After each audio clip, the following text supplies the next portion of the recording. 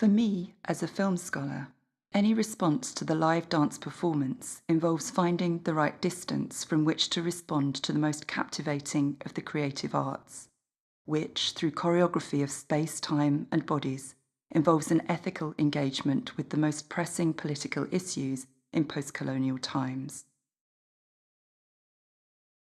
In Bruise Blood, the strain on the female dancers' bodies, their strength, poise, tone, and beauty was so palpable up close, clearly visible to the naked eye, and the contested space between them formed a further felt presence, visceral at times, which the filmed performances necessarily made more distant.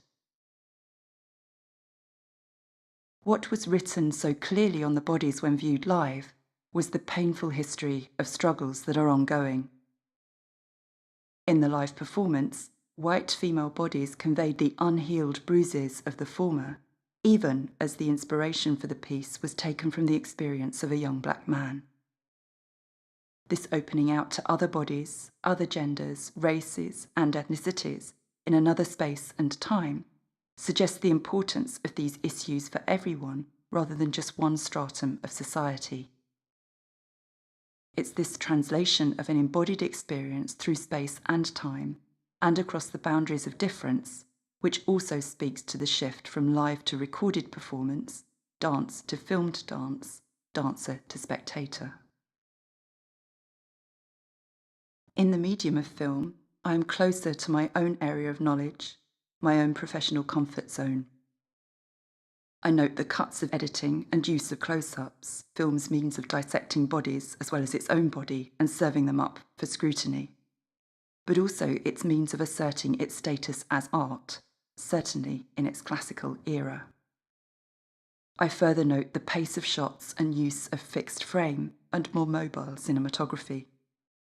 I sense the tension created through these familiar filmic devices and am in a state of suspense. The filmed dance performance that ensued showed how these filmic effects would then be carried uniquely by the bodies of the dancers, written across the surface of the stage. That proximity to the body is suddenly screened from me through film, at the same time that the performance is being brought to me by means of screens. Yet the audio and the visual possibilities of film still capture what was more palpable up close in the live performance. The senses of distance replace those of proximity, as I obviously still see and hear, even though I am no longer close enough to touch. The sheer number of bodies in the recorded piece, as opposed to the two dancers who performed live, and the positioning of the recording rather than the creative camera, gave a collective sense of struggle, viewed from a particular perspective. The camera eye becoming everyone's eye, regardless of where one may be sitting. The push and pull of bodies in the passage through space extends, contorts, and gestures towards the separation of limbs. Something is being or has been pulled apart, damaged irrevocably. Yet there is also a sense of cohesion in spite of this, of dancers forging relations, creating a new language, which retains the tension and does not entirely palliate suffering, but which suggests that something is being rebuilt, albeit uneasily. The apparent dismemberment of an old language creates something new here, politically, ethically, and culturally.